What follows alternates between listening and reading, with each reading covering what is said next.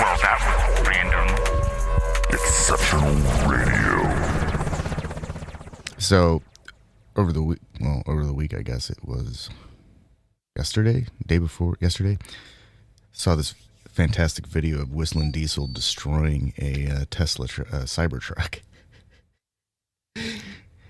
and I went and saw a little bit more of the video, and the real truck. At the end of it all, he said that he could still get in that thing and drive it across the country, but that Cybertruck was not functional. And I understand that he's going to be able to get it repaired so it's drivable again, but the yank him out of the stuck or yank him toe challenge, whatever the heck they were doing, when he broke the frame, that was just like that's unacceptable. Like, I've pulled on stumps with my truck and it didn't break the frame. That's like should be a requirement that you should be able to yank on things with your truck and it's not going to break. That's like a minimum requirement. Trucks don't even need air conditioning, but they should definitely be able to like hitch onto something and yank on it and not break if connected properly. And it looks like they were connected so properly that it ripped the whole hitch off the back end of that Cybertruck, which is insane to me. Yeah. That means that thing could never tow as much as they want it to, because one bad pothole at speed, because the person towing something with that's going to be going as fast as they can. Then that thing's going to break. And then, their 11,000 pound capacity is reduced to, as their trailer load, it goes careening off towards something. Like that alone should be a cry for NHTSA to show up at Tesla's Cybertruck facility and start looking at everything really, like, with their freaking microscopes.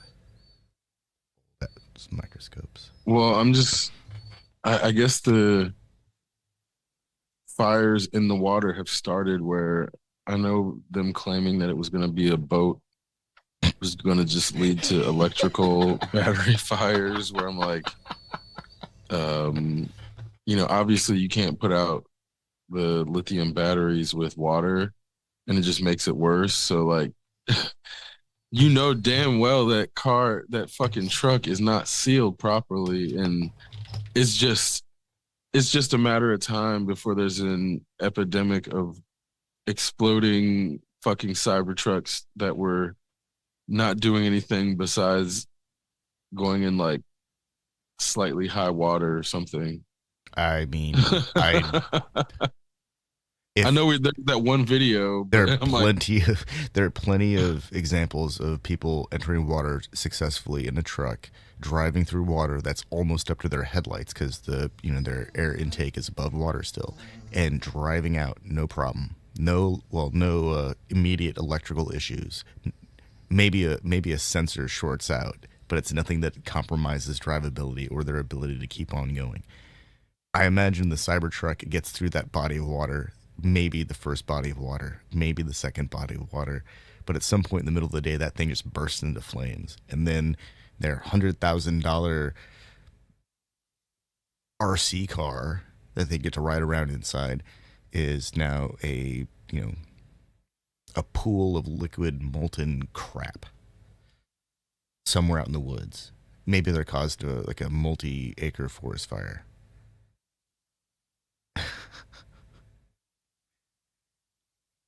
It all just it's bad. It's only a matter of time. It's bad enough. Okay, it's bad enough that people take their trucks out in the middle of nowhere and they break down, and then all sorts of fluids leak all over the place, and they've got to do some off-road trail repair or recovery or something, and they get that shit everywhere. It's one thing that even happens, but just to be the idea of a lithium battery fire out in the middle of nowhere, that's just like really wrong. Unbelievably wrong. I Well, I'm trying to like rationalize. Well, the environmental impact of one battery is probably like equivalent to like 20 cars or something. So it's not that bad. But it wouldn't be that bad if they didn't try to put these vehicles through the most extreme circumstances just to like see if it can handle it. For I could. This has to be the weirdest. Like, I feel like their plant phenomenon when you're telling me you spent $100,000 on a vehicle and you're just gonna shoot it to see if it's really bulletproof. And I'm like, that's your vehicle. So, or these people that are doing the tow challenges and having the car get ripped apart, where I'm like, all you had to do was not do the tow challenge and you'd still have a fucking complete. Yeah. It's like the tow challenge, but when you do it with regular cars, it's like you can end up fucking up somebody's transmission anyway if the frame doesn't get fucked up. So I, you know, have you ever done a tow challenge with any of your vehicles? no, because I actually like my vehicles and want to continue to use them, and I don't want to change like universal joints all Which, the time. and that's where I'm like, Because I know that none of those dudes are gonna be helping me out on like the Saturday after it happens. That like I have to fix my truck. They're not gonna show up and help me turn wrenches. Why am I wasting my time on that person? and it's like only people who just want to go in a straight line as fast as possible by Teslas. That's I feel like that's the specific demographic. And those people aren't necessarily car people. So they're not going to understand when they've bought something that is a time bomb because it's like they just care about going straight line fast. That's all. So this is why a lot of times you see those guys get supercars and then they end up having to sell them not much later because they didn't realize that maintenance is like you need if you're not inheriting stolen wealth from your dad, then you're not going to be able to maintain a Lamborghini. Um, Otherwise, if you have a job where it allowed you to buy a Lamborghini in the first place, the best that's going to happen is your entire check is going to go towards the Lamborghini. So when you have it's it's funny to me the way supercars are just kind of like phases in people's lives because they don't the people that buy them to drive around 30 miles an hour on the street and then get on the highway and do some super dangerous shit between trips to the grocery store, they're always the ones that end up losing the supercar under either an accident or a repossession. So it's this like supercar industry of knowing the people that are getting the cars are just going to be making bad decisions, which is where I'm like, Man, just being on the road with a supercar is dangerous because oh those yeah, things fuck are yeah. like feathers for gas pedals, and they can accelerate from zero to holy crap faster than most people can breathe. Like knock the I'd wind rather out of be you. on the. Sorry, go ahead. Oh, he's just like it. I don't think that the average vehicle owner realizes how fast cars have become. Like when I was in high school in the '90s, a 6.5 second car that was fucking fast. That's like, Right. Yeah. a Supra RZ or a 300ZX twin turbo or a 3000 GT or a ZR1 Corvette. Those were real fast cars back then. And like now that's front wheel drive rally car inspired road cars can do that stuff. The Hyundai Ioniq, man. Have you seen those videos of that thing Oh just yeah. trouncing everything? Yeah. That's If I ever get an electric vehicle, that'll probably be the first one. I think so. Samsung, I believe, announced new battery technology, and of course, it's like or solid state battery technology, and it's super expensive. So it's only going to go in premium vehicles for a while. But I'm pretty sure that the Hyundai Kia group is going to get those batteries as soon as they're available, because they've just been doing the most impressive stuff with electric vehicles. Their hybrid vehicles are actually really impressive too, except for the gas motors they attach them to seem to blow up. I mean, that's the only problem with Hyundai that I can really see at this point anymore. They used to just make cheap cars, but now they make pretty decent cars as long as the engines don't blow up. Mm, it's kind of important. but it's interesting because these things are like energy revolution type thing, 600-mile range, charge time in 9 minutes, 9 to 15 minutes. Wow. Like It's come a long way. I would wait 15 minutes. Oh, fuck yeah. Seriously, 15 minutes? Fuck yeah, that's nothing. That's nothing. The 5 minutes it takes to change gas now versus 15 minutes to wander around and stretch. If I'm actually driving more than the range of the vehicle, like, I'm okay with that. So I'm of the mind though that hybrids should have been way more popular among automakers because it's like so functional. The last time we filled up was the 4th of July weekend, and that's where I don't know if electric vehicles get that good of a range, which is like, I know obviously if you're like revving the engine more, you lose range on electric or gas or hybrid. So it's not like driving economically or efficiently isn't part of improving that. But I don't know, I don't think electric vehicles are at the point where hybrids are, in that 15 years ago, hybrids weren't as efficient as they are now at turning your good driving into more miles. But now it's like you can, in a hybrid, sometimes you can take trips that will basically offset themselves as long as you just don't drive like an asshole. And you don't even have to really drive conservatively. You just have to not drive like a dick. And so it's like, knowing how infrequently we have to fill up the gas tank, it reinforces good driving behaviors.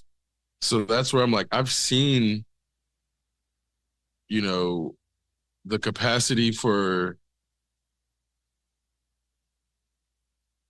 a car that gives you better range for driving better, reinforce my driving behaviors to the point where, like, now our auto insurance is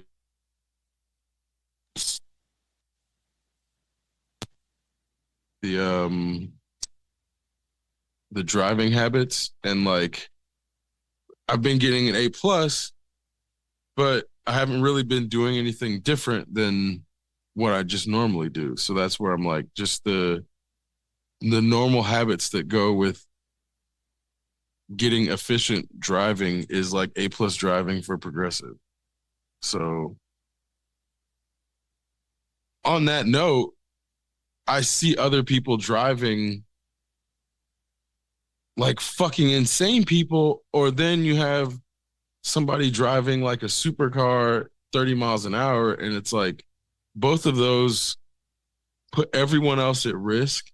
And in the process, it's like, oh, you only have a limited amount of time. I get why you're doing that. because it's like, oh, that car is gonna get repossessed or you're gonna wreck it. So I guess go ahead and have your fun while you can, because that shit's definitely not gonna last forever.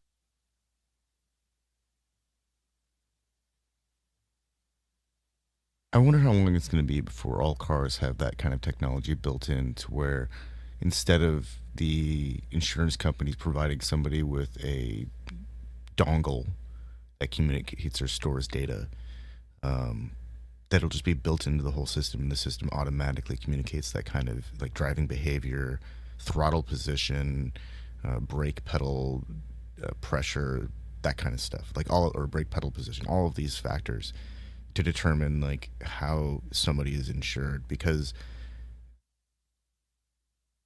I mean, the tech's already there I know with the the tech's already there, but OnStar, but I don't think people want that. I think people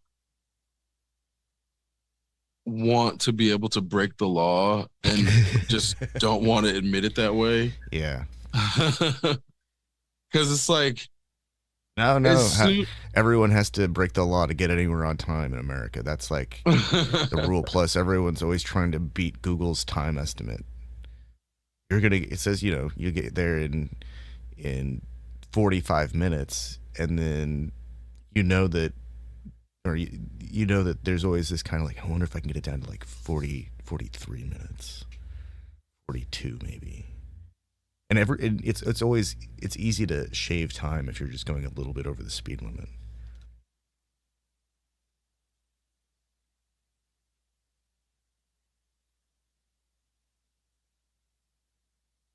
Of I course, mean, getting somewhere on time also means just like leaving a little bit earlier, maybe.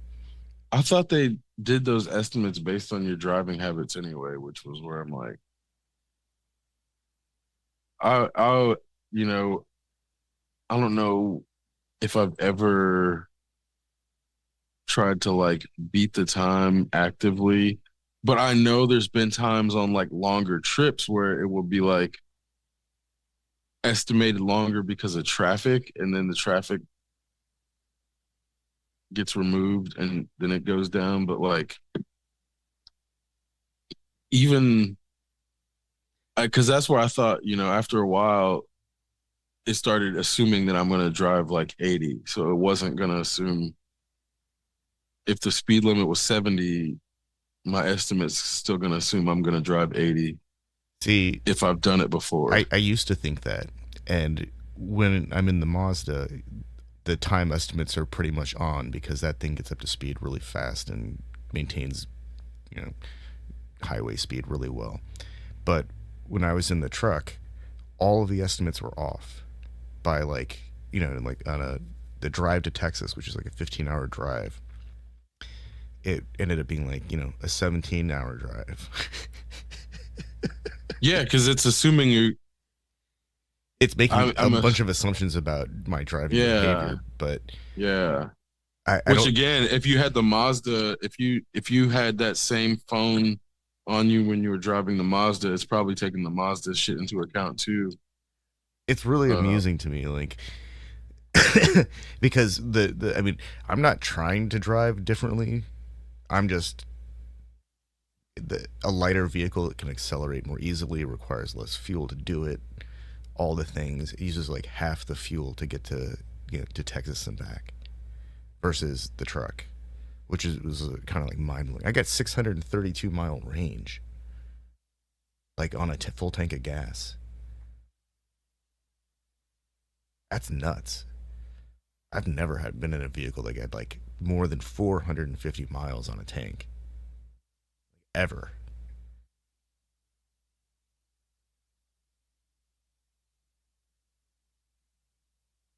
I think that that's where we're going to see the most interesting developments in hybrids. Actually, is that modern gasoline engines are smaller and more capable than they were 20 years ago, and the transmission technology that's being used in like hybrids, like Toyota has the coolest stuff. They've got like a magnetically coupled electronic uh, CVT that has a initial gear to get it moving, so it behaves kind of like an automatic transmission, but then it has magnets.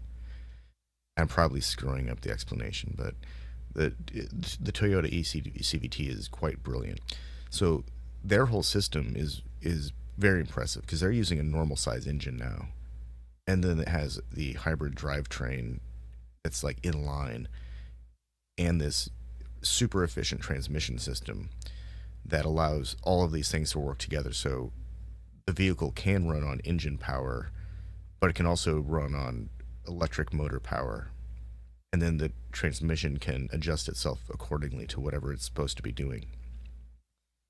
And these are 60 mile per gallon in town vehicles, sometimes more depending on driving style. And I think that's the model. So if it needs to scale up for something bigger, like the person who has a truck who occasionally has to pull something really heavy, that vehicle might actually still require a large V6 or a turbocharged V6 or a V8 engine, but it would also be paired with an electronic drivetrain that can, in addition to handling all the additional power from the gas motor, also be able to run almost entirely off of the electric drivetrain. So in that sense, it's hybrid. When it needs both, it can do both maybe. But the reality is that gas motor can probably be tuned to run in a way that's so efficient that it can just run off of the electric drivetrain all the time for normal loads, for normal utilization. And then in that case, we would see fuel economies of gas hybrids being absurd, like 60 to 100 miles per gallon type of thing, where we might only need a 4 gallon fuel tank and with a shared battery, and not even a big battery, just like basically a super capacitor.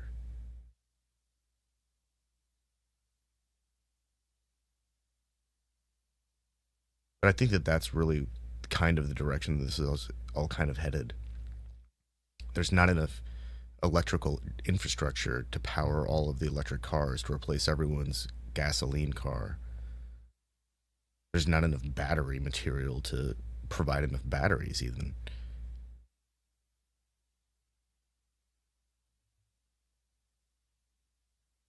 But I think it's still all a stepping stone.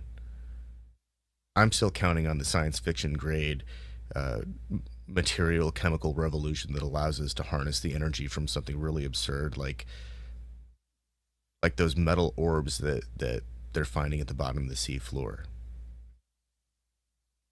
Something really weird, like something that occurs naturally. It's like, oh yeah, by the way, this contains enough raw energy to power your electric vehicle for like a month or something. I think it's like salt water, aluminum, and caffeine can reliably extract hydrogen. Yeah, and there's like a nickel variation on there too. Because they have had that technology for For a while decades now, yeah. now. Yeah, because I know that it at least happened at Purdue once, and then I think they did it again with Lamborghini, um, in tandem with Purdue. Man, could you imagine going to an automotive shop once a year to get a thing that's basically like a radiator looking device that you just open a panel and shove inside, and then you pour a sodium rich solution on, and then also add a bunch of caffeine, and the thing just powers your vehicle for like the next year, assuming normal driving practices and no running it really hot, because you got to replace the water regularly, I think is the way it works.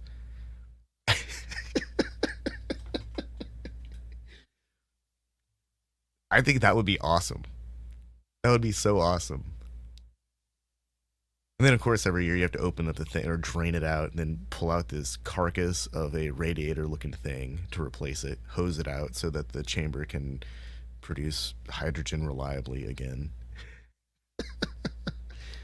I think that would be awesome.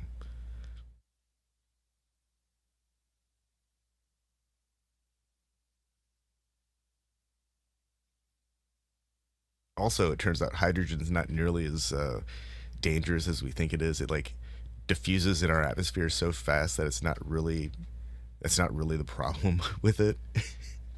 The problem is actually producing it. Like Well, there are no reliable sources of hydrogen right now because it's all an industrial byproduct of petroleum processing. Which I learned recently, like in the last 4 years, global emissions from like fuel combustion has gone down and would be, you know, close to pre 2020 levels, but over COVID, the demand for cheap clothes from like the Chinese direct markets like Temu or the like Panduoduo or whatever, they're selling all sorts of stuff that's made out of like polyester, and it's like the Chinese clothing industry is partially sustaining demand for petroleum product, which is crazy to me. But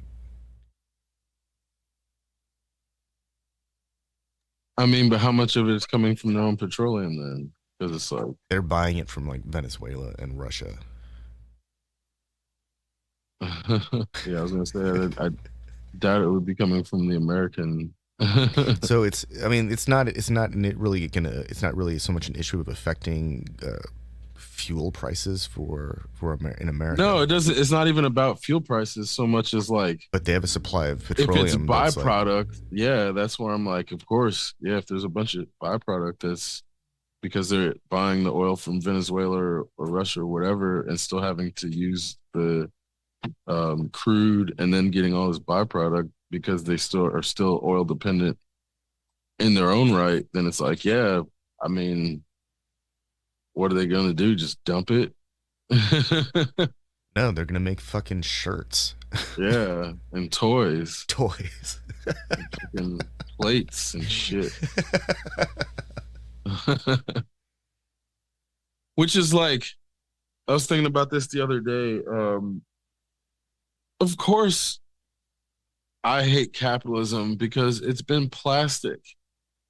Like everything pre 1965, and I guess obviously the nuclear um, fallout has affected iron deposits around the earth. So it's like steel has gotten worse progressively, but everything became plastic because the fucking oil industry was like, we have all this byproduct and we don't know what to do with it. Why don't we replace every fucking thing in the economy? And so, yeah, like our economy's been plastic and not metal. Or even wood. Or even wood. I mean, yeah, or even like I wouldn't even think about wood in that. Like we're supposed to be post Bronze Age and fucking Wood Age and Iron Age. Like this is supposed to be like the plastic age should not be a step backwards. We shouldn't even be in the plastic age. Right. Composite matrix age. Or composite like metamaterials, because it doesn't have to be, the titanium graphite composites that become the best. Like, yeah, maybe Kevlar's in there too. And that's where I mean a materials revolution should be better, not worse. And that's where our material revolution has only been making things polluted, making things poisonous, making them more breakable. How do I cover myself in oil in a way that I can carry it around with me without soaking the place? Oh, I know, I'll make a shirt out of it. Oh, God. I want to make shoes out of oil, too. Oh, man. Yeah. Which is like, I'm not against byproducts, but it's like when the main product is so destructive to the environment and there's other alternatives that, yeah, they may cost more now, but it's because there hasn't been enough fucking R&D where, yeah, in 10 years or 20 years, it'll, be air quote cheap, when it's like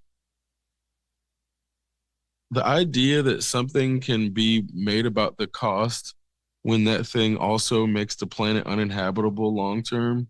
It's like, yeah, the cost is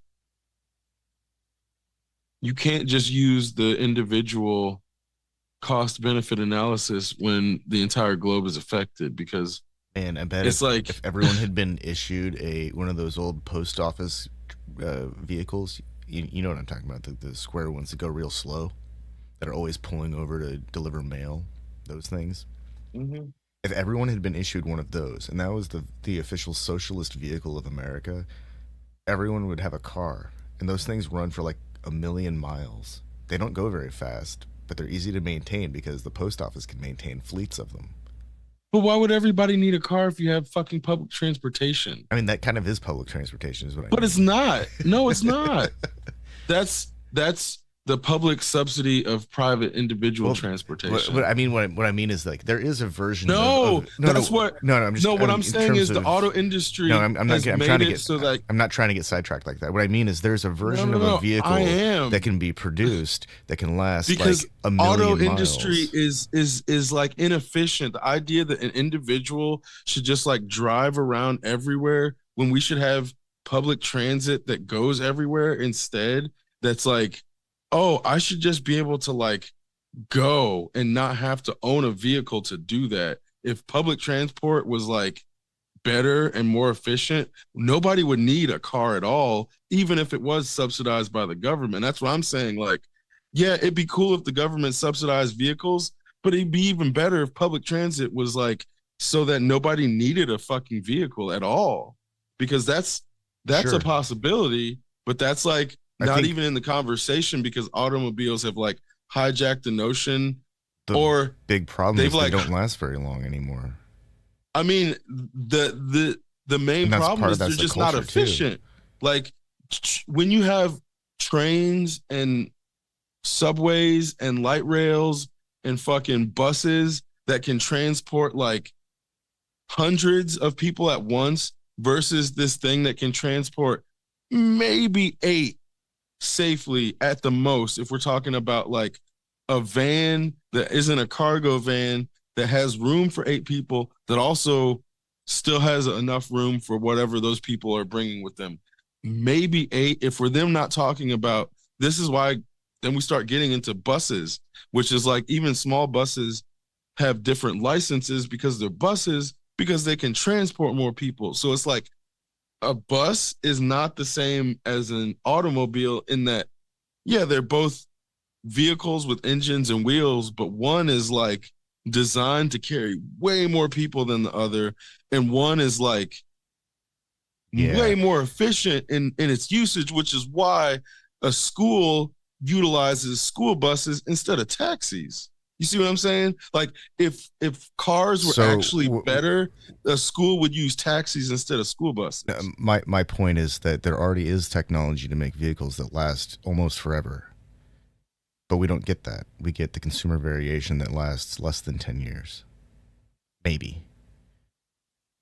Like the average car is lasting 8 years on the road before it gets sold. We don't know why they're sold. Sometimes they get traded in, sometimes they don't. A lot of them are repossessed because they get destroyed. And by destroyed, I mean like the So person gets. inefficient. It's so inefficient. But there is a It's version. like There is a version of all of these things that where they're built to last literally forever, but they have a completely different like culture of driving and ownership associated with them. And you mentioned school buses, and that's probably one of them, and mostly because of the type of engines that they have, and they're not fast. Nobody wants to drive vehicles that'll actually last forever. but they're also well maintained. That's true. Nobody wants to maintain vehicles like that either. Because that's Well, not part of the but culture of vehicle ownership in this country or within a consumer society. when you have a fleet that's all the same, like you're alluding to, then it's a lot easier Oh to have yeah. one person, or not one person, but like one site maintain that fleet. Whereas like everybody's cars have different pieces and different parts, and like some mechanics can't even work on specialized vehicles because they don't have the special tools where like Volkswagen or Mercedes or Audi, you have to have special tools to work on a lot of their Yeah. vehicles. And so it's like That's that because they're type trying of to hold on to money. specialization, part of it, but it's also because they're German or, they're building it in a completely different country. So their factories are set up completely different. And so it's like, if they're doing it on purpose or not, the end result is like the inability for one place to be able to fix everything. And that's an inefficiency that then society has to suffer for various things. Then you got people driving these cars that need to get fixed and they're not fixing them. And then they just turn around and sell them or just continue driving them until it falls apart on the road sometimes, which either way is dangerous to other people. And it's like, I only say this in that when the last time I was like looking at cars to buy them, I was like going around to used car lots and you'd have these BMWs or like fucking, it would be like a Corvette or something. And you're like, something got to be wrong with this car for what they're trying to sell it. But I'm like, why would they be trying to turn around and sell it? How is that shit legal? Because then I would just test drive these things just to see like if the guys were gonna like call out the shit that was wrong with it, where I'm like, I explicitly remember this BMW. It was like the engine was knocking so loud and the guy was acting like that was normal. And I'm like, dude, this is fucked up. Because somebody's gonna fall for that shit. Somebody's not gonna know enough about cars to know that an engine knock can be it's not even necessarily a catastrophic thing, but it could be. So like the idea that somebody is gonna hear that and not know that they may have to sink more in the car than is being asked for it, but that car is gonna get sold to them anyway without them being disclosed properly. It's like it's anybody can get taken advantage of if they let themselves get taken advantage of for whatever reason. Like if they just don't have enough people around them to educate them or somebody to go with them to test drive, somebody's gonna need a car and go see that and be like, oh, this is a great deal, and then get taken advantage of. And then 2 weeks later, that shit's gonna break down and they're not gonna know what to do because they didn't know how to I think that's like a car in the first that's like place. a huge problem in Bloomington, I think, because It is. there are a lot of that people. story I was talking about happened in Bloomington. There's a lot of really nice cars in like disproportionate number of nice cars. looking. Well, just nice cars in general. There's a lot of Mercedes, there's a lot of Audis, there's a lot of BMWs, there are a lot of fancier cars, like random fancy cars just rolling around Bloomington. And every so often, these things get put up on the local market because whichever student who owns it is going back to Asia, and they're not going to try and, import a car to China from the United States. That's crazy. They'll just buy one when they get home. And that person never changes the oil. Nope. That person doesn't check the fucking they destroy that car. The fluids. They don't check the brakes. They don't check shit. They just drive it into the ground and then sell it.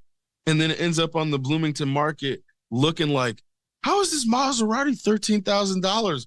Well, it's because it's on the verge of fucking the engine blowing up. All the fluids have been it doesn't have used fluids to the point anymore. that they're like burnt. The fluids have been consumed to the point that they've become seals. Yeah. So those vehicles end up on the Bloomington market all the time. And then somebody comes along and buys it as like a high school kid or a fucking college kid. Or a local sometimes.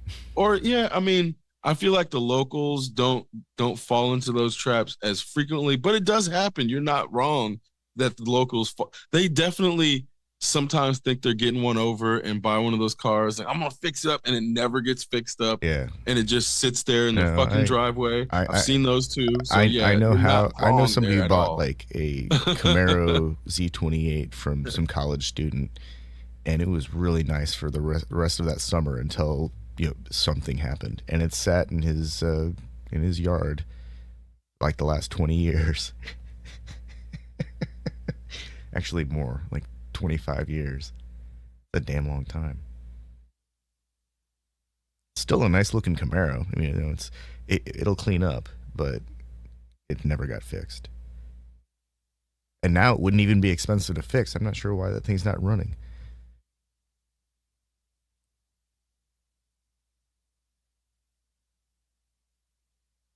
But yeah, every so often I drive by, insert Chinese restaurant here, and there's some absurd car like an R8 or a Lamborghini or absurd looking, I hate to say it anymore, but ricer, because some people still do that stuff. Except now it's like really cool. What did you call it? Rice car. It's a race inspired, cosmetically enhanced car. So rice was like pejorative in the 2000s during the early Fast and Furious era, because race inspired cosmetic enhancement is a pretty accurate way to describe one of those giant wings on the back of a front wheel drive car. Yeah, it's not wrong. But modern rice cars are actually really cool looking. They look like they belong in like Gundam something or other. Like they're gonna transform into a giant, medium-sized robot. That's what they look. I think the issue is people were doing that shit to like Dodge Neons and fucking Geo Metros and shit, where you're like, dude, a racing stripe is not gonna make a Geo Metro go faster. I'm pretty sure that anyone who had anybody who had a Geo Metro and did that, they were doing that like as ironically as possible. Bro. I'm not sure that.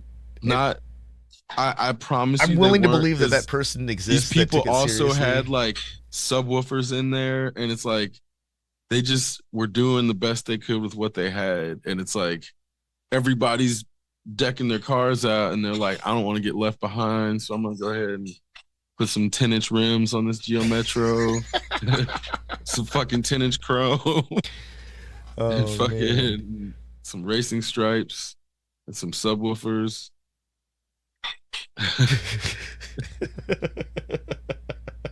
But not upgrade the engine. Which again, no, I think it's okay. Not just that these to were put like the prevalent people, car, not do anything else. That's perfect. But okay, let me put it this way: is Riff Raff a costume or is that him? Because it's kind of both, right? You know what I mean? The costume is a reflection of Riff Raff. Right. Like, I don't know. I feel like when he's not on camera, he's probably the same person. In most regards, it's just the camera is like turned up. Yeah. And it's like unfiltered, where he probably filters himself around people a little bit more. That person is like the one who would be like, I'm gonna pimp out a Geo Metro because that's all I got, and I'm a pimp in my own mind, and this is how we roll when we ain't got nothing, but we still pimping. And like, it is a character that is like unserious, but it's not that person. So it's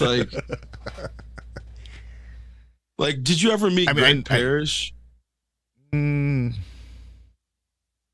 can't say one way or another. Okay, there's like random people in the rave scene where I'm like, I know that like people in the rave scene that like were caricatures, but they like. Is he kind of a weasel looking dude? Yeah. Okay, probably. I think so.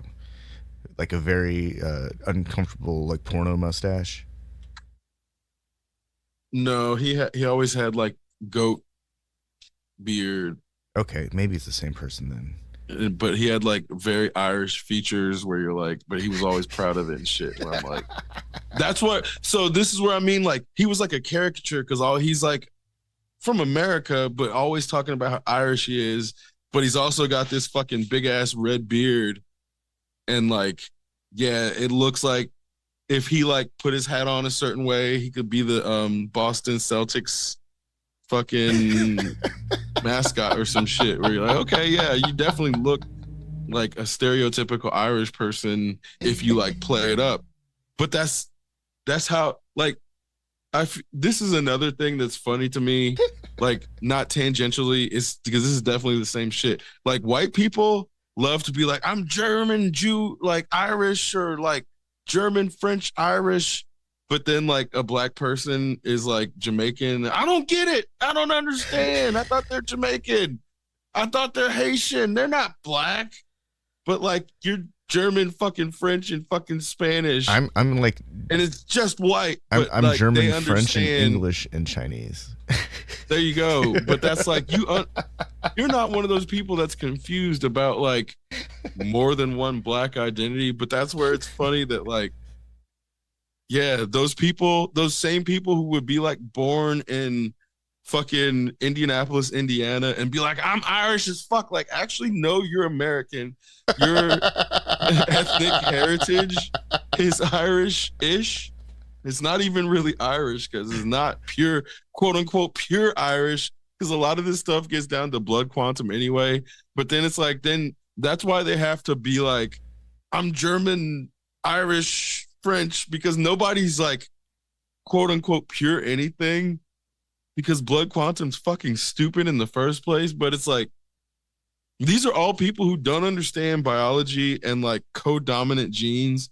Whereas like, yeah, you can express Chinese and Irish and British and French in the same person when their parents are like seemingly only two different ethnicities, but in reality, there's probably 6 or 7 ethnicities in there that may not be getting expressed in the parents. But that's where, again, it's like these people don't understand codominant genes in the first place. Like, they don't understand genes at all, let alone how phenotype is like correlated to race, in terms of like your race is the expression of your genes, but the genes don't necessarily all get expressed. So your racial identity most likely is not going to give you a full indication of your ethnic heritage, because ethnic heritages are so mixed and so diverse in general. So this is like the idea of race purity was always stupid in the first place.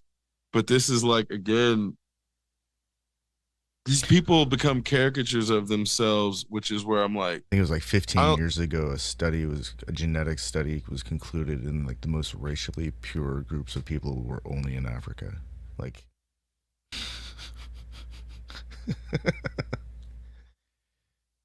well, and even then, it's like they're in that they have like the most genetic diversity, genetic purity.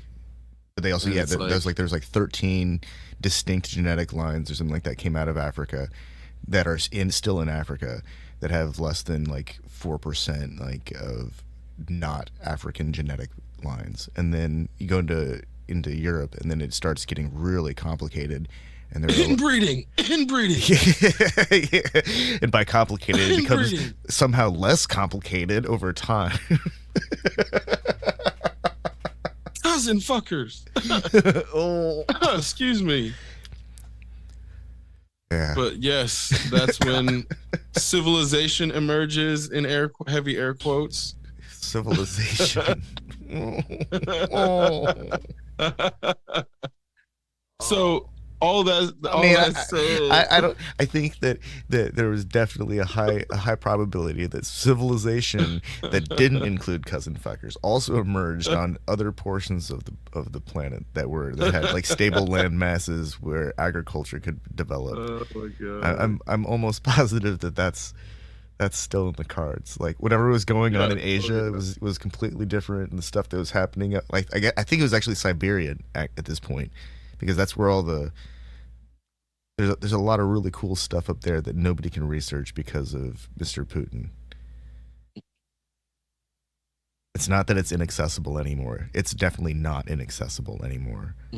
Siberia is no longer inaccessible.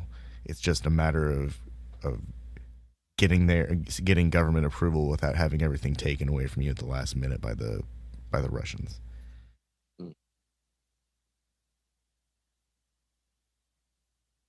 It's like the most slept on, beautiful part of the world that's like pillaged by capitalism. But I'm not suggesting that capitalism goes and pillages Siberia, but it's the only excuse now is that there's like, a dictator standing in the way who's going to take all your stuff on your way out after you do all the heavy lifting of getting whatever it is out of there. Well, but also it's incapable. It's running out of steam very quickly, and that's what's so funny to me about it is like you don't even as I consider myself more pro shedding of pre-existing economic paradigms than like anti any of them, because it's like I definitely have a lot of anti-capitalist sentiment, but I'm more pro advancement than I am anti-capitalist. It's just it just happens to be part of advancement to get rid of most of the capitalist practices, because what I'm realizing in the cult of capitalism depends upon conflating that framework with commerce and science, as if commerce is capitalism, which it's not, and as if science is capitalism, which it's not. And what I mean is, like, you can have fair trade commerce. You don't have to have exploitative commerce. And the fact that there's a whole type of coffee bean called fair trade that is attempting to adequately compensate the farmers that grow the coffee beans in light of capitalist practices is proof that fair trade is viable, but it's also proof that capitalism is not the same as trade or commerce, because right there, it's those things get occluded in like when you're shopping at Starbucks. If you only ever go to Starbucks and only ever buy fair trade, you're not going to change the system because you're still shopping at Starbucks, but you're still actually simultaneously contributing to better practices, because then they're going to carry more fair trade coffee the more fair trade coffee they sell. So it's like, on the one hand, deconstructing capitalism demands participation in it, but it also demands non-exploitative participation, which is actually more difficult than not most of the time. And that's where it's like, participating in trade and commerce is not automatic exploitation. It's only when you actively exploit or let something be exploited without taking action to avoid that exploitation that you're engaging in that, which then that type of participation further gets occluded, because it's like, you get these people who are like, oh, you're born in America. How dare you criticize America? How dare? Like, the idea that because you participate in something, you can't criticize it, or Wait. That's like the opposite of what was going on the in other portions of the internet, where like if you don't participate in something, you couldn't possibly understand, and you're not Yes. allowed to criticize it. Also, Yes, it's the same people. but those are Because like they're, the opposites. I mean, if you don't know anything of about it, you can't course, talk about it. of course, they just don't want to actually hear. They just don't want to hear other people's opinions. Is what it comes down to. Oh Um, no. and okay, let me. Okay, this happened. This is something where, like, okay, capitalism will do something like create a, not create, fund a video game creation, and then when the video game no longer becomes profitable, it will be taken off the market. So what's what I've also, I didn't discover this. I've realized that the whole reason the Internet Archive exists is because legally, if capitalist companies do that, then you have, like, libraries are legally enabled or entitled to protect those things. So internet content counts. So that's why the Internet Archive exists, because it is officially a library, but because capitalism has now started to do these things in the digital realm, this digital library is legally protected for taking that type of action. So, like, I was searching for this game, Rocksmith 2014. Apparently, fucking Ubisoft, in their grand wisdom, decided to take the game completely off the market because they couldn't keep the licenses for the songs updated. So it's like, instead of finding ways to compensate the people who you're licensing the music from, they're just like, we're just gonna scrap this entire thing, make it completely inaccessible, and then start this new fucking dumbass subscription model and remove a bunch of functionality from the game, in the process making it more expensive to access, because this is exploitative capitalism. And so that realization is where I'm like, this is on the heels of everybody having the Batgirl movie basically destroyed in our faces after they funded it and then took a tax write-off, where there's so much of this shit that happens, not just in film, not just in video games, but across all forms of media, where something will get created, and instead of, like, because they can't make a profit on it, they take a tax cut and then fucking destroy it. And so knowing that this has happened, that's where I'm like, oh, it's not even pirating for me to actually download this game now. This is just me going where capitalism has failed itself to find something that capitalism no longer sells because it's no longer profitable to capitalism. But this thing, they're trying to make it so that you can't even access it because they don't want it to exist any longer, because it doesn't benefit them for you to have access to it at all. So it's like, I've never been so validated in my anti-capitalism sentiment than when I found that archived game, because it's not pirating, it's archiving. So realizing, and I'm like, oh shit, I have a bunch of other archived games too. So it's like, I Wait, is the offline installer like slowly disappearing? Are games no longer offline capable anymore? yes, a lot of them are not. I Absolutely. I don't like that. I don't like it. I don't know anybody who likes it. Like, I don't like it. I know you don't like it. I don't know anyone who actually likes that as a gamer. So, like, Some I games don't don't like need to have multiplayer or internet access. no. There's I some don't like games that are multiplayer in the first some place. games are better when you don't have the internet on that computer, because that computer is not trying to do a bunch of extra crap. It's just playing a game. That's like the best version of a computer. when that is like all resources dedicated to that one piece of software that you actually want to run and nothing else. Like a really finely tuned and streamlined system that's only running like what's necessary. Oh, that's the stuff right there. Like I'm always amazed by people who are doing like their benchmarks and they're running all their additional stuff. Man, that's like a crazy benchmark to me. I guess I'm not like working my computer that hard.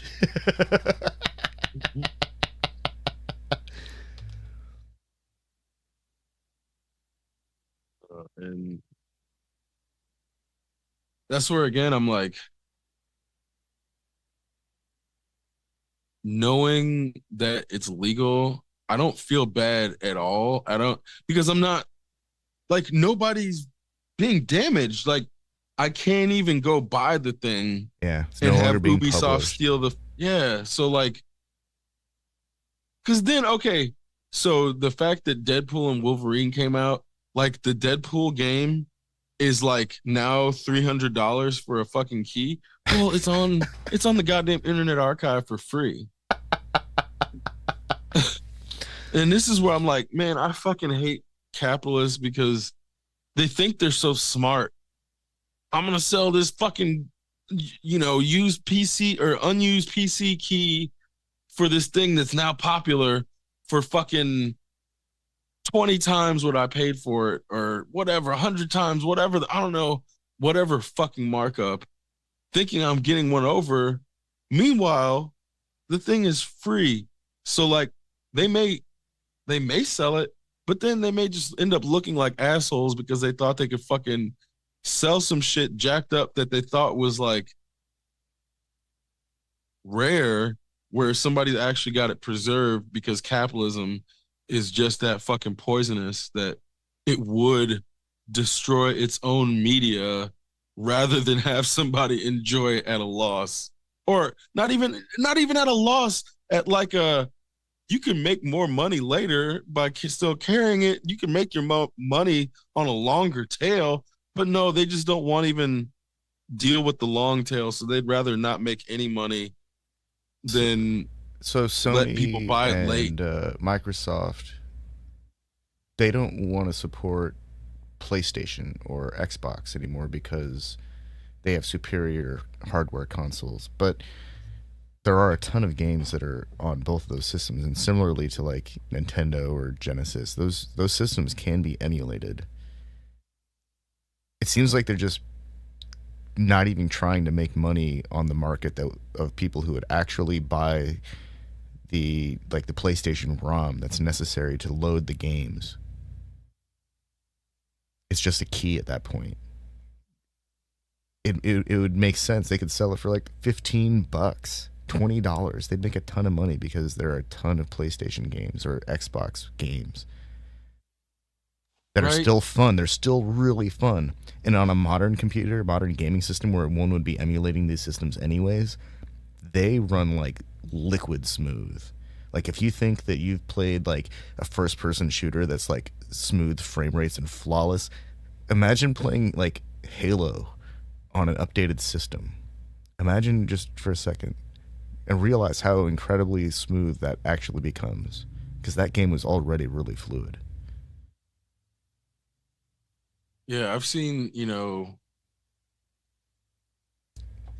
it's Super Nintendo emulators running on a modern PC, and it's like, Jesus Christ, this is fucking beautiful. It's like the thing, but it's stylized and it feels retro, but it's getting so many frames where you're like, It can move you all can't of the help but sprites like faster than ever before, so it's just like super fluid.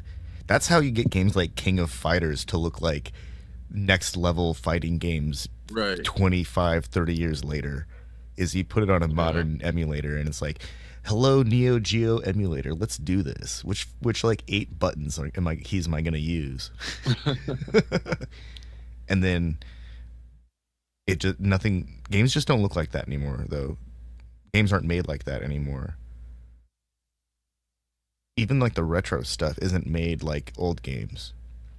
So, oh man, okay, the Neo Geo is funny that you pointed that out because I feel like it was that and the TurboGrafx 16 where people could basically have consoles in their homes that were as powerful as the arcade machines.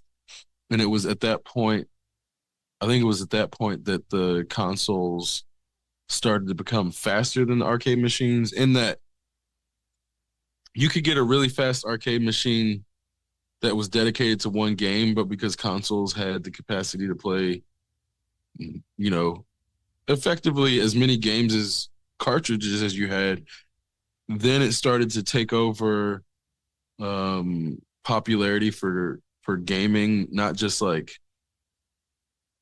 I think gamers preferred um access to both, but as consoles got better and better, then it was like nobody even really had a reason to go to arcades for gaming. It was like arcades became social, you know, Yeah.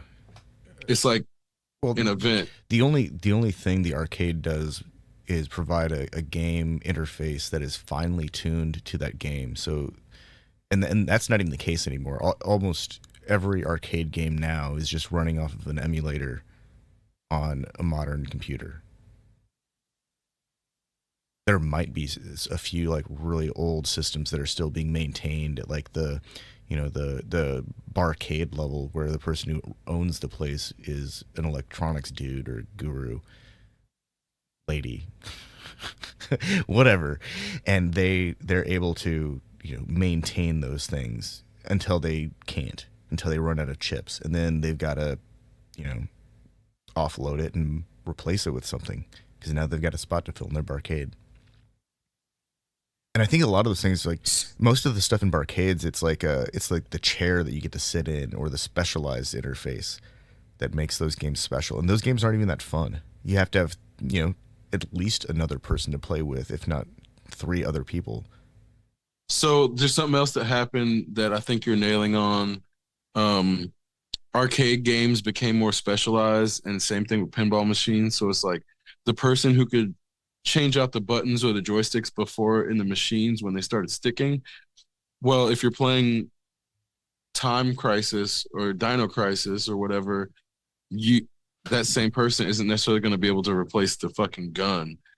They may, but not necessarily. So then you're gonna get these times where you got arcade machines that are out of commission until the person who is capable of fixing that machine, and then it can pile up to the point where I don't know if you remember that 3D arcade game that they had at Kings Island that was always broken. It was like a fucking Wild West game, and I saw it work maybe once or twice. I think I played that game once, and then but it was like always again. broken, always. Which is where I'm like, yeah, It's like $20 to play. Like, oh yeah, it's super expensive, super but that machine expensive. was like notorious among anybody who ever saw it for being broken rather than actually seeing it work. And like I think some people who never saw it work don't believe that 3D video games existed that far back. But it's because the fucking machine was always broken, so they never got to see it. And at a distance, it looks like the kind of thing you drop a coin in and it spins around a dish, but it's not. Right. Yeah. There was another one of those. It was like Dragon Quest or something that never worked. Well, it wasn't that one. That one was more like playing an animation, or it was like playing a cartoon. I don't know if they had a 3D. They may have had a 3D version of it too, but you had to like memorize the commands. But it was like if you missed one and you died, and you had to, it was like $3 per game or some fucking stupid. That's why arcades suck, because they try to like really milk everyone for every token they possibly can. Mm-hmm. I do like the idea of the barcade where it's just like if the game is available, you just press start because you've paid them some amount of money to get in, and they're really going to make the money on like drinks or Right. appetizer bar food. Oh, they have one of those at the Paris airport, and I was like so amazed that you know, oh, thank God, a free arcade at an airport. But it was like they actually had good retro games too. So it was like, Of course, because you're in you France. know, They you appreciate waste, good games. yeah, but it's like when you're in these places where nobody necessarily wants to be there, like everybody who's waiting to board a flight, nobody wants to be there. So yeah, give me a fucking game I can play for free, and I'm not gonna be negatively bored, and I'll be positive. Like I won't even be bored at that point. I'm entertained and in a good mood, and like I it was just a reminder that things don't have to be like joyless. Like this Protestant notion of just like a joyless work focused life is just it permeates everything, but we don't even think of it that way in America, where it's like yeah,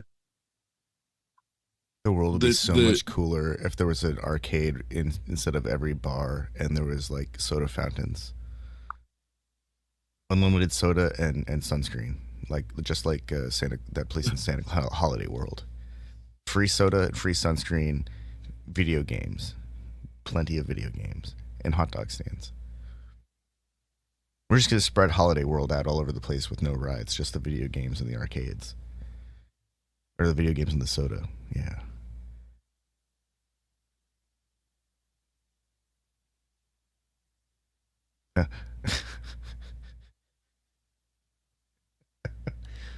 well, and it's like okay, on the one hand, I do theoretically miss like playing Mortal Kombat in the arcade against people, but knowing how shitty it is online, I think I think people in person aren't as shitty because they can get punched in the face. Like so on the one hand, the the cordial aspect of playing in person isn't like if that person got behind a fucking computer screen, they'd be saying some vile shit. So they're not really cordial. They're just like fearfully respectful, which I don't. It's the same end, but I don't see that as the same as someone who's being nice genuinely. And so knowing that a lot of these people just end up being shitty humans, it's like I don't want to be around somebody that's pretending to like be okay with my existence just to play this fucking video game, and they're not gonna call me a slur to my face, but then they do that shit online. Like I don't want to be around that person. Like it sort of killed the veneer of like civility, knowing how these people act. And so that's where I'm like, I think when I say I miss Mortal Kombat in the arcades, I really miss the ignorance of knowing that the person I'm playing against is probably racist or something or sexist or whatever. And like now we all know that those are terrible fucking people. Just like for no reason. A lot of these people will get on chats and just be just absolute shit human beings because they can. And so that's why I just generally don't like multiplayer games. But full circle, like, yeah, let me play a game offline. I don't need to be online to play a fucking game. You know, the specialized interface doesn't even really exist anymore. I mean, if we want, we can go and build a controller that emulates every type of arcade interface. We can create like flight control systems that are more advanced than any arcade is going to be willing to invest in, because they've got to Oh yeah, they've fuck got to yeah, deal bro. with a durability issue that spans hundreds, if not thousands, of users versus the single user who can be careful with their hardware and not break it, because nobody wants to break hundreds of dollars worth of hardware or thousands of dollars worth of hardware if they're building a really complex flight simulator. I mean, I have a fight joystick that I think it's like an entry level. Oh yeah, I think we have the It, same one. It's like a PlayStation Xbox controller looking thing, yeah, it's like a T Flight. no. I'm Uh, talking about the fight, oh, not flight. No, fight or flight. This sorry. time we're talking about fight. No, sorry, Oh no, they're yeah, very you're talking about close. like that arcade style Yeah, controller. and so that like it's like an entry level um competition stick where it's like you don't have to get that high, but like an entry level allows you to change the stick, it allows you to change the buttons, but it's also not um like there's not as many functions or things like that. So it's like on the one hand, you can get really high level elite specialized custom sticks that you can modify yourself that an arcade you could never even get remotely fucking Oh close to yeah. having that, which is also where I'm like my entry level stick is like way better than any arcade fighting just general like buttons and joystick. So that's where I'm like knowing that that's where And I'm if like you yeah wanted to, no you could swap in the buttons from the arcade or the joystick from the arcade if you wanted to downgrade your rebound of rate course easy or your easy sensitivity. and it's not difficult, and that's where knowing that's possible, it's like I don't even know what would possess me to just go downgrade when I have something better at home. and and with the flight stick for example, it's like even the entry level is going to still be better than like a lot of arcade experiences unless it's the full on moving seat Yeah, the bad man with pajama gimbal systems. yeah.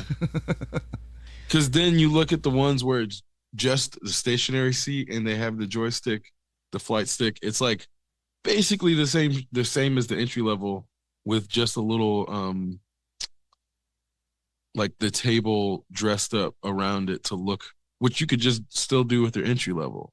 So it's like anybody can like paint an area or modify an area to upgrade the feeling of a joystick or the feeling of a controller.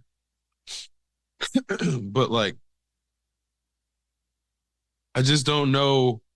Okay, the only arcade experience I can think of that can actually probably to this day still beat a home experience is like when they had Cruisin' USA or Daytona USA and they had the full-on cars that you sit in, Oh yeah, but they had like six of them in a it was row. Daytona. Yeah, and it would be like There was the an indie fucking racer gigantic too. screens, Yeah. and it would yeah I know they had multiple, so it like I know they had one that was Daytona and Block Party, but they would have variations. So sometimes it was cruising, sometimes it was IndyCar, sometimes it was And the Ridge whole Racer. thing would shift. The um whole right, vehicle but frame you it thing. would be like Oh, those were six great. of them so you could race with your friends all in the same like you know type of fucking everybody's riding in the same type of car, but it's like then other people can watch. So it's kind of a spectacle, kind of like a ride, kind of a video game.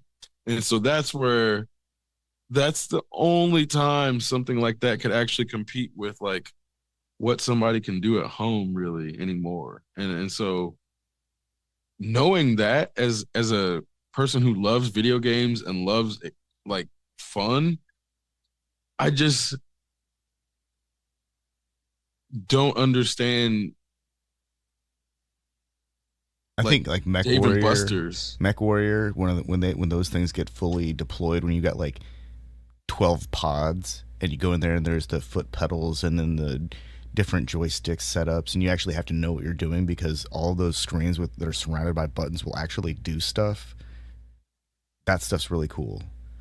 But And that's that's that's like the same type too, because it's like yeah, they usually have like at least four machines yeah. back to back where you could play four people against 2-on-2 with the computer. But there's nothing to stop the home user from setting up their own MechWarrior module pod if they really wanted to commit to the thousands of dollars necessary to replicate the kind of functionality that you would get in one of those kinds of setups. There's nothing to stop somebody other than the cost. And also the desire to dedicate that much of their time and life to MechWarrior, which is, albeit very fun but dated. And I don't think that game would. I'm not sure that game compares anymore to games like Fortnite, which are obviously where the arena, Royal Rumble arena kind of thing is gone. I know that there are others, but that's just the first one I could think of.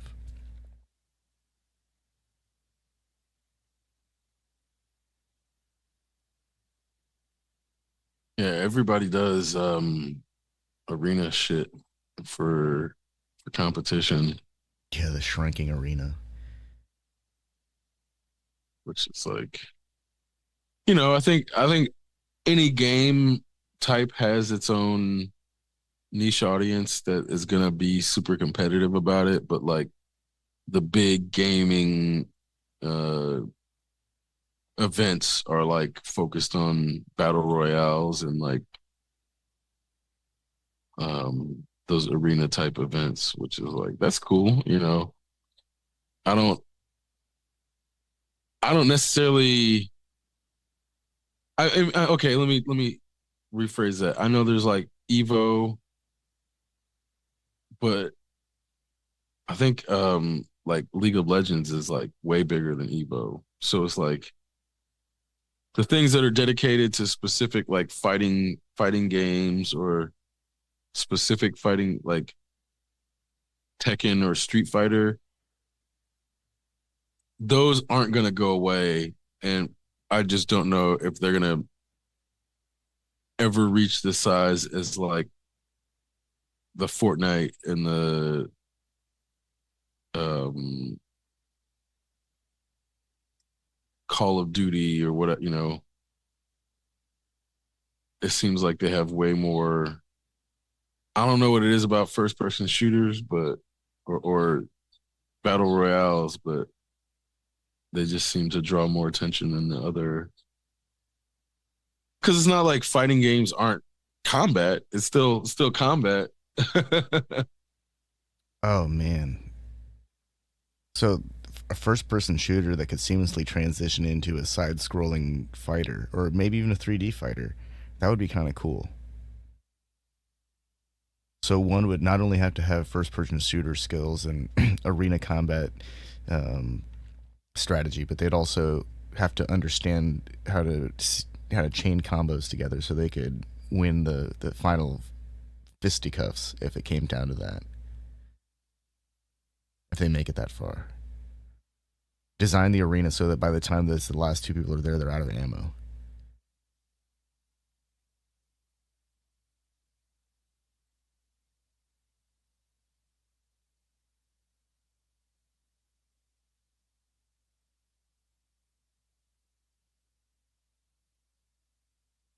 No long range weapons either.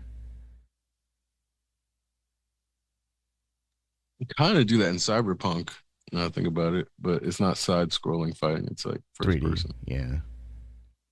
But you have full on like boxing matches, which is Well, that's actually kind of cool. it was hard to get used to at first, but then once I got used to it, I was like, oh, this is kind of fun. It would actually be kind of cool if they could do like a third person top down and go into like a punch out style boxing match. That'd be kind of cool. I always liked Punch Out. The game was hard, and then it became not hard like overnight. Yeah, that's another one of those where you can either have really good reflexes or memorize it, and then Um, some dude memorized it and beat it with a blindfold on and shit. Yeah, that's kind of that's just that just makes me sad for myself. It's like there's some blind dude out there who beat Mike Tyson's Punch Out.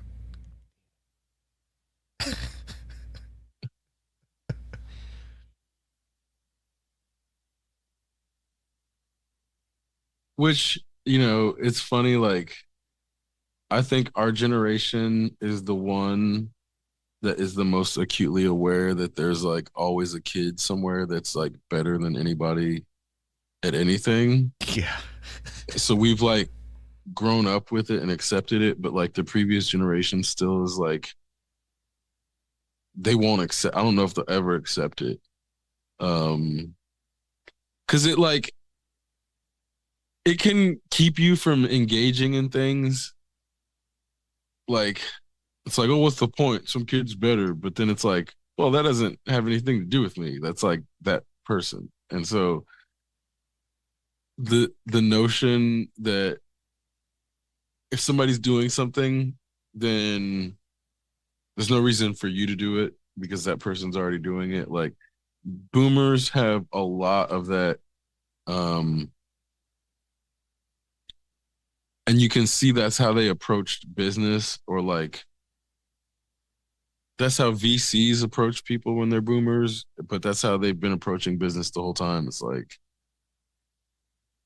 one company should always win out because in their mind it's like, oh, well, if I can shop at Best Buy, why should Circuit City even exist? But then be like, capitalism's all about competition. So that it's shit like that as to why I'm like, you can't trust these businesses to like make things and support them or make them so that they'll continue to be available as software even.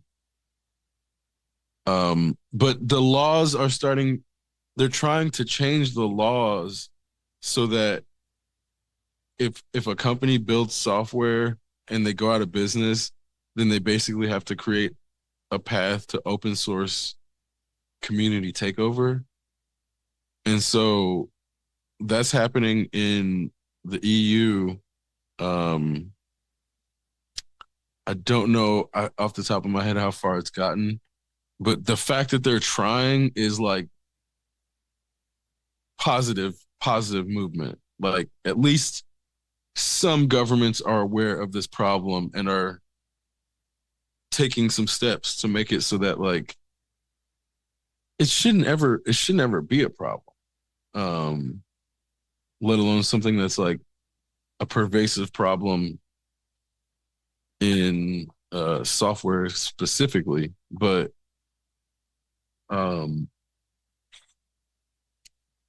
did you ever play The Witcher?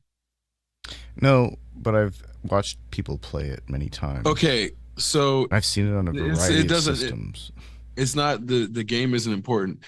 There's a card game in The Witcher called Gwent.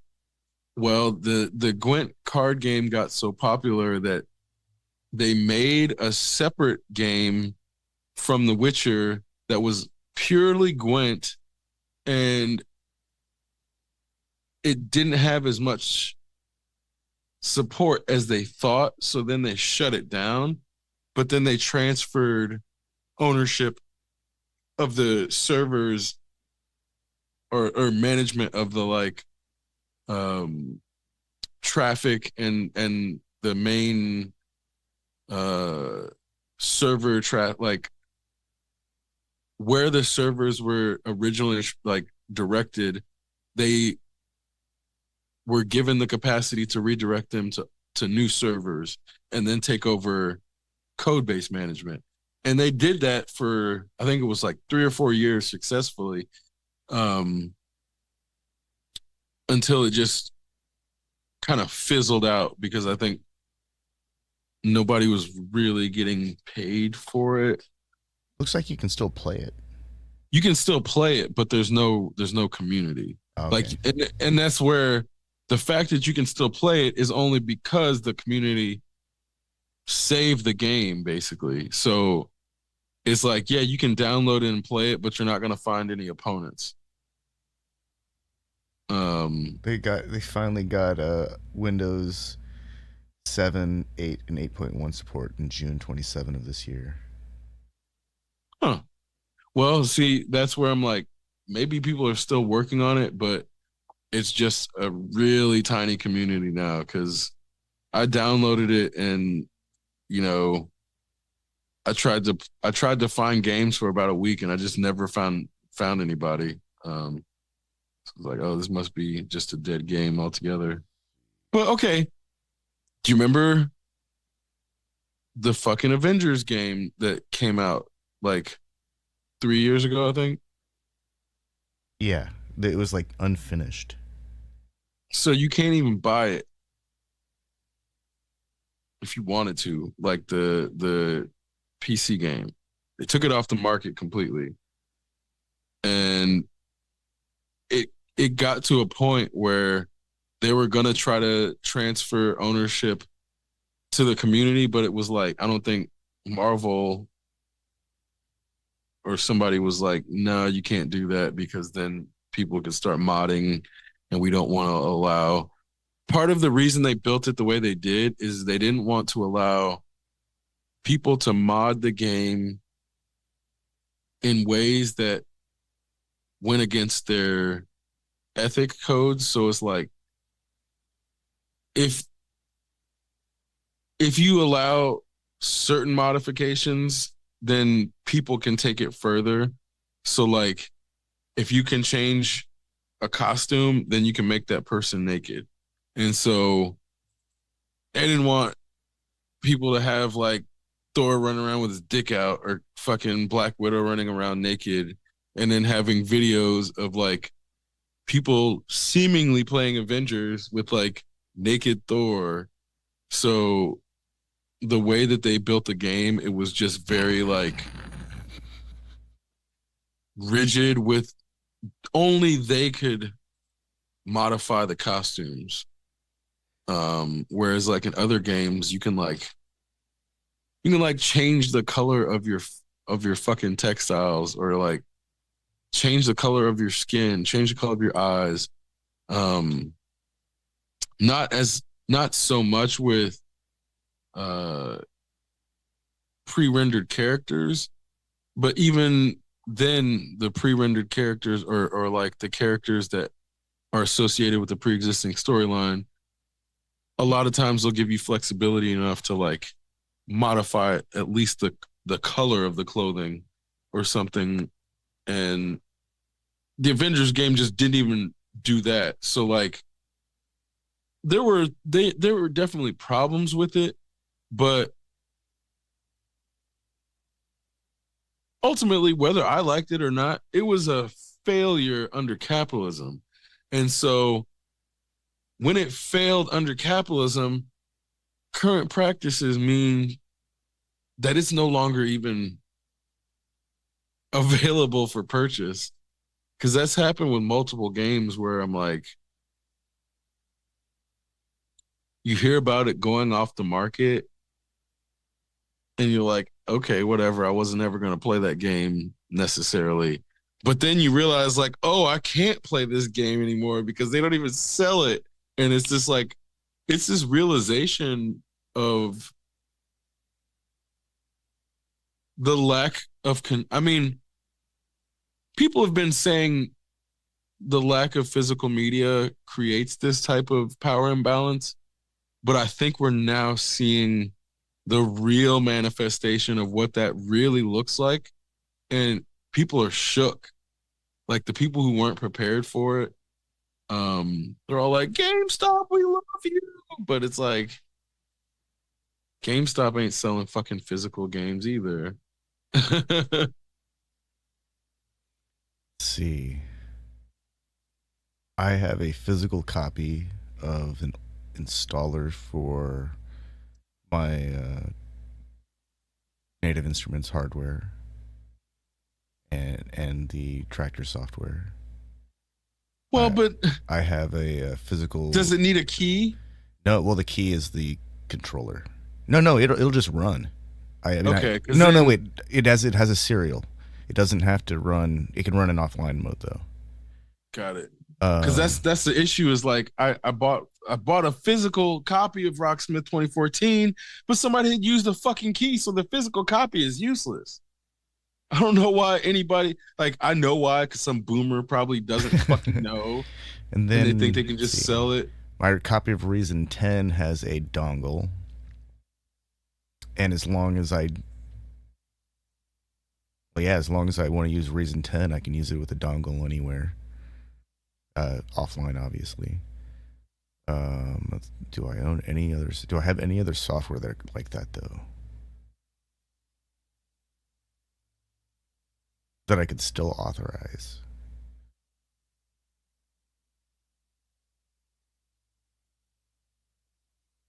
You know what happened? I think around 2004, 2005, well, maybe 2003, software was really easy to pirate. It was way, way more easy to pirate. And so shit like Reason 2017. You could get a copy of Reason cracked and not have to worry about, getting a fucking mega virus on your computer. And they couldn't really do shit about it. Cause I know I pirated Reason 3, I pirated Reason 4, I pirated Reason 5, but I also bought student copies because I pirated them and knew that like certain shit didn't work on the pirated copies. So it was like, I used it long enough to where I'm like, okay, I'm going to go ahead and give you guys some money because you deserve it because I'm not a complete asshole. But at the time, it's like when I'm a student and the only thing I have access to is Digital Performer, and I can pirate Reason and make some bomb ass fucking music, or I can not pirate Reason and not make some music. I'm gonna fucking go ahead and do that shit because it's not about somebody getting paid at that point, because I didn't end up getting paid off of that shit.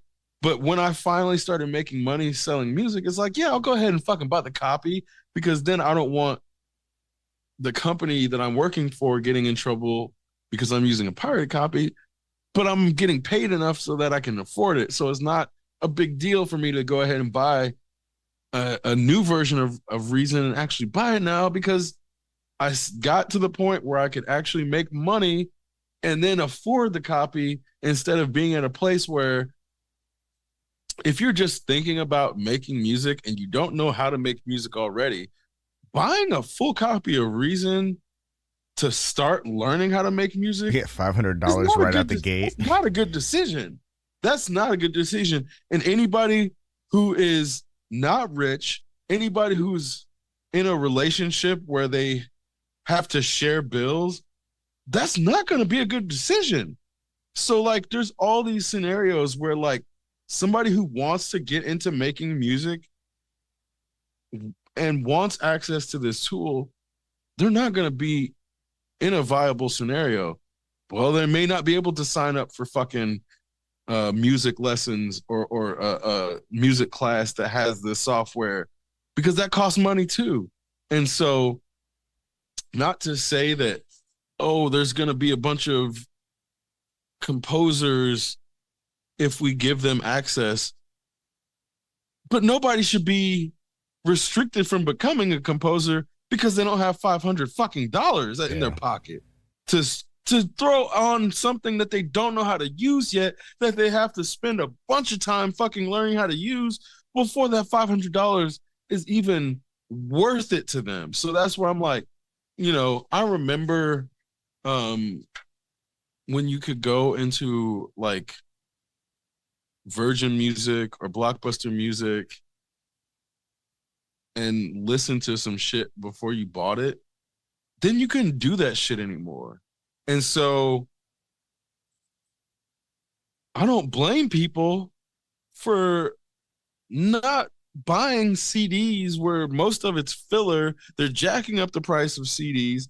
The fucking CD itself costs 10 cents and they're not paying the artist. So, like, why should people keep paying $20 for a fucking CD full of filler where the artist is not even getting paid when they could just go get it for free? Like, and the artist still isn't going to get paid, but at least this way, somebody isn't like throwing money into a fucking pit.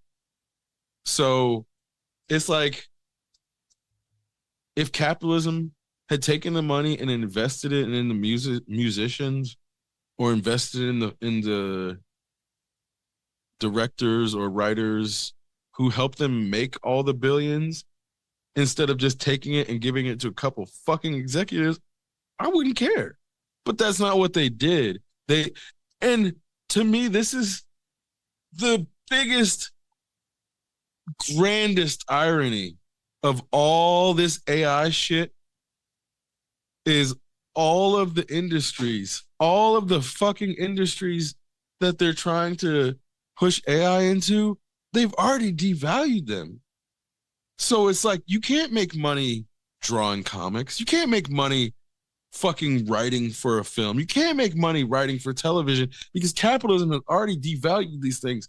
So AI, in all of its excessive cost, is not going to be able to turn a profit for these companies because they're not going to pay what it's going to be necessary to keep AI running. So then they're just going to turn right back around and hire all these fucking people that they deemed as what AI was going to replace. That's exactly what's going to happen. They're going to have to spend even more because they're going to have to hire a person who has gone through the process of learning to become a composer and also a computer science, so they know how to use AI. It's like a double whammy at that point. Find me we got guys. We're looking for computer scientists, musicians. Like actual musicians, not just guys who played like on their own, but like people who've gone through the whole conservatory process. That person is like real fucking who rare. Aren't already working for Moog or fucking a synthesizer company. We want the rejects. Yeah, we want the guys that aren't good enough for Yamaha or Korg. Right. Because if you're a computer scientist and a musician that was good, you probably already got scooped up some point. So that's who they're that's also why I think those people are like willing to go in and take those positions, because they know that other people in their respective fields overshadow them. So it's like, yeah, if I'm not a good coder or if I'm not a good musician and I've got this premise and promise of this thing that's going to help me come in and like overshadow the people I know are better than me deep down inside, hell yeah, I'll help you build that thing. Hell yeah, I'll help you fucking help me steal their work. Yeah, let's go steal their shit. That person? Yeah, of course they're gonna fucking sell AI and make it seem like it's a good thing because they know that they're not the ones at the top of their field. So to me, it's so funny to see this shit happening in like, it's basically creativity being put on trial. I can see it now. The first AI rock band, it's going to be like 5 desktop machines sitting on a stage with lights. And, and they'll have like audio interfaces with plugged into, amplifiers, and the drummer will have an electronic drum kit. It'll just be sitting there, and they'll have a whole stage show of lights flashing around, and lasers and fog machines, and it'll basically be like a DJ show without a DJ and no motion on stage at all. Maybe a few people for hype. Gonna be great. Oh, God. I think that's the thing that keeps live music interesting to me, is that there's still musicians on a stage sometimes, and sometimes they're actually playing. Sometimes they're really playing, and that's the coolest part. But that's, for whatever reason, it's not as interesting somehow on a broader stage. Like obviously it costs a ton of money to have an entire orchestra for orchestrated musical scoring versus one person in their composition environment with a synthesizer or a sampler. It's way more cost effective to have just the composer working and do all that stuff. And if they can send it off to the sound design team to polish it and to make it sound like a more realistic orchestra, then that's kind of that's what's led us to where we are now. It's, well, maybe we can replace the composer with an AI. They're still gonna have a composer.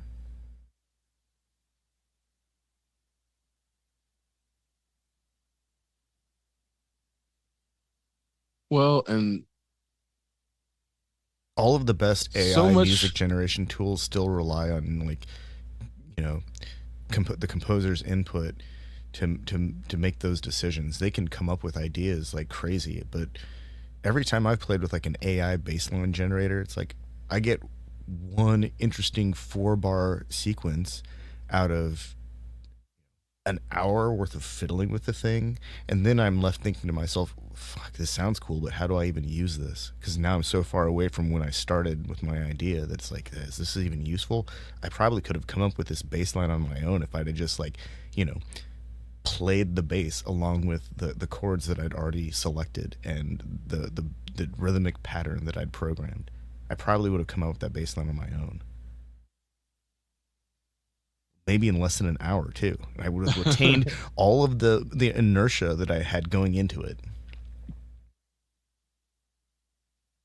And I think, okay, the issue is like you have to try and incorporate those things into your routine just to see. Um, but it's like, I think if you are creative, then you realize like, yeah, you can get there on your own faster than that thing, which is why I think the people that can't do that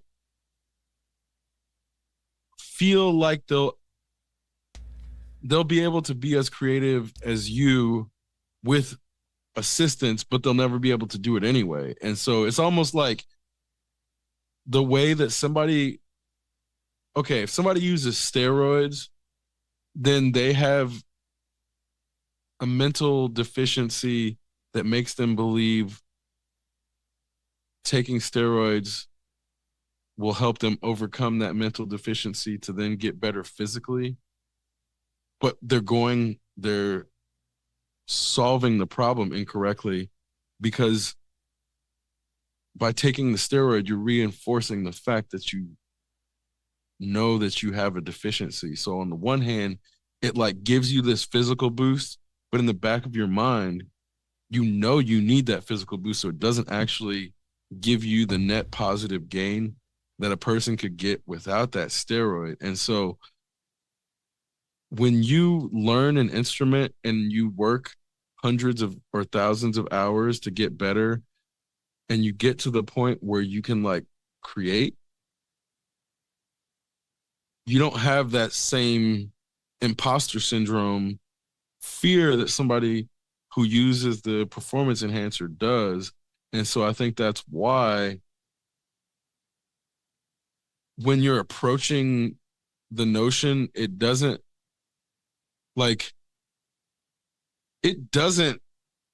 scare us. It doesn't challenge us because we know it can't do the things that we can do, but only because we've done these things for thousands of hours as human beings and know that a significant portion of what we do is like emotion interpolation, and that will never be able to do that. Then why would I ever be?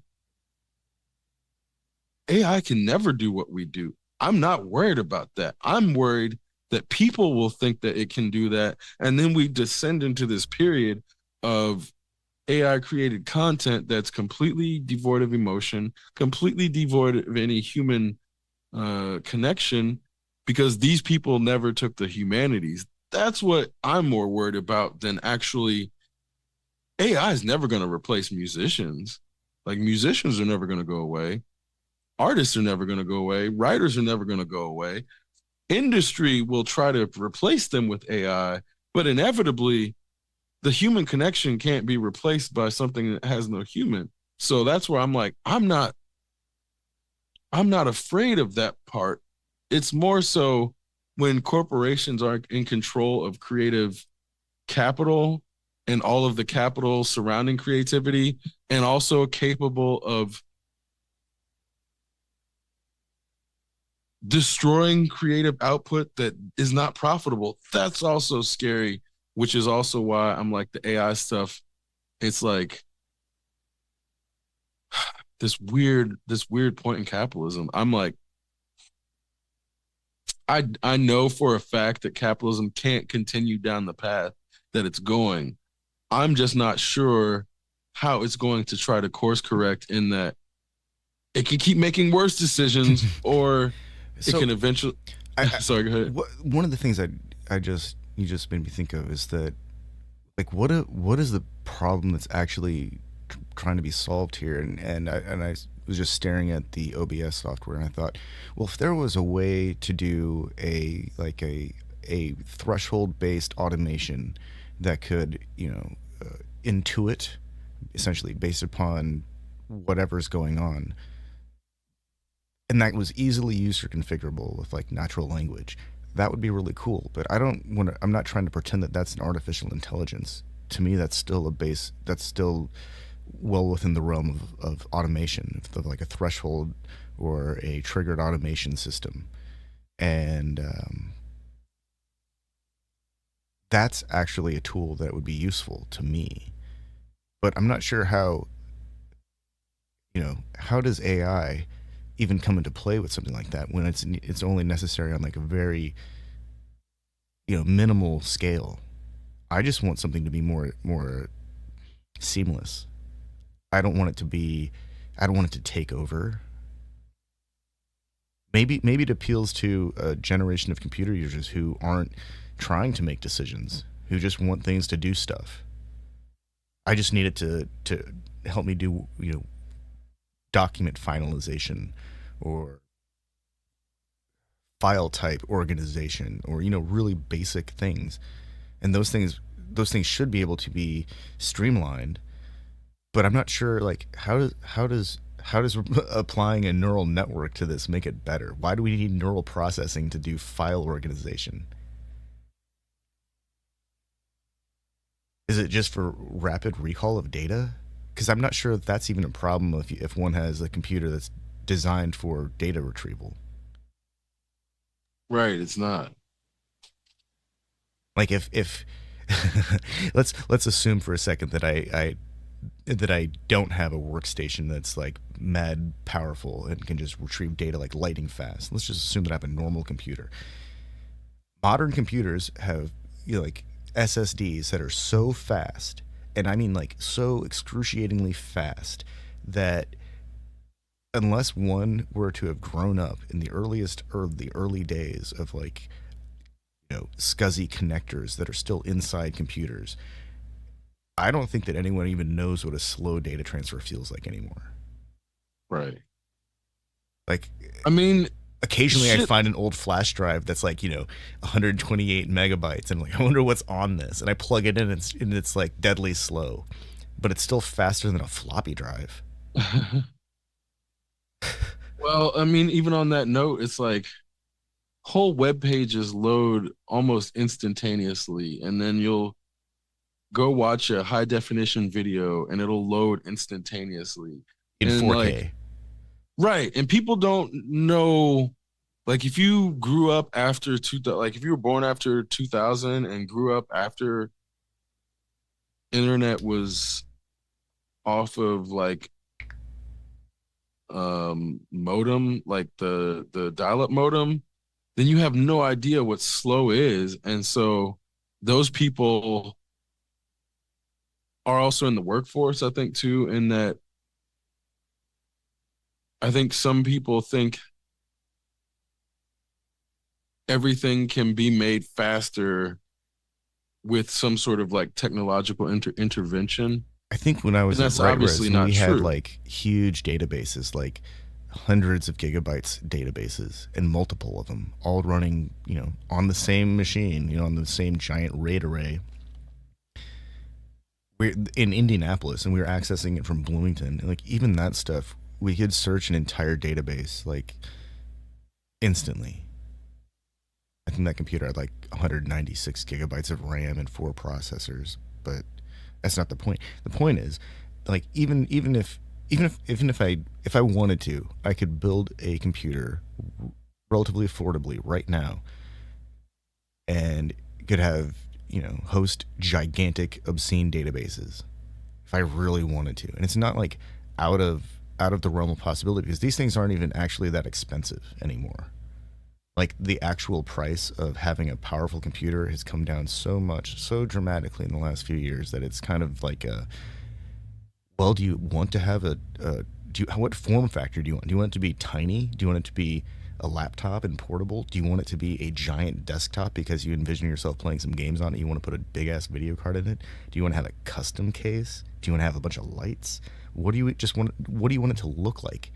And I think that's part of the deal is that we're at a place where computers, like our phones, are more powerful than almost every computer that was around until like 2000 and right. No. 2006. Every phone that I have has a better than HD screen, a 720p screen. They're all better than that. Most of them have like 1080p or better, or like what is the 1440p screens. They're incredible. Yeah, my phone has fucking 8K. Yeah, you have an 8K screen. That's like insanity to me. It's like who even needs that kind of resolution? Like nobody. When are you staring at that thing at like 6 feet where you would actually like get to the threshold? Like, but at the same time, like the technology is so advanced that what was necessary 10 years ago is like practically in the palms of our hands. And the laptops that are available today, like I was reading about the whole Snapdragon thing that they've designed to run Windows gibberish edition, whatever one we're on now, 11. Mm-hmm. And it does stuff.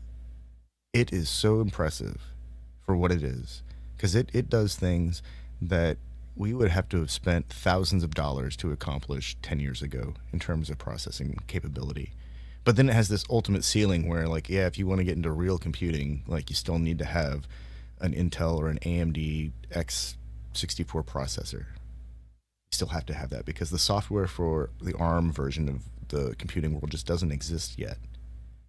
Doesn't mean that it can't or won't. It just doesn't exist yet. And a lot of that comes down to like hardware compatibility, because at the highest levels of content creation, like post-production facilities, audio recording facilities, video editing facilities, they're still using hardware, like accelerators that are the size of cereal boxes that sit on desks or in racks, sometimes in different rooms because they make noise. Like, and I think that the gap between the incredible capabilities of the consumer grade computer and the professional grade workstation level computing, that gap is actually becoming more apparent than ever before. Because so many of like so much software nowadays has a mobile counterpart. Like the game that I decided to play, this timer based game, I found that on my iPad first. And then I thought, well, I'm sure this exists on a computer. And lo and behold, it does. Right, because we grew up on 16-bit games, we are perfectly fine playing mobile games. Yeah, and like I think that's true for like kids too, like because they grew up with mobile games, but the mobile games that they play are like way better than the fucking 16-bit games we were playing, which is where there are some first-person shooters for mobile devices that are better looking than. They're as good or better looking at first-person shooter games well into Halo or Halo 2. They look better than Halo 2. They don't, and if you get like the controller interface to grab it by the ears, and you can like actually use a controller, they are they're unparalleled for what they are. Like I bless every one of those people out there who figured out how to run like emulator grade processing on ARM devices so that we can play like first-person shooters that actually kick ass that don't require a freaking computer or a television. That stuff is really cool. We love you. Exceptional Radio.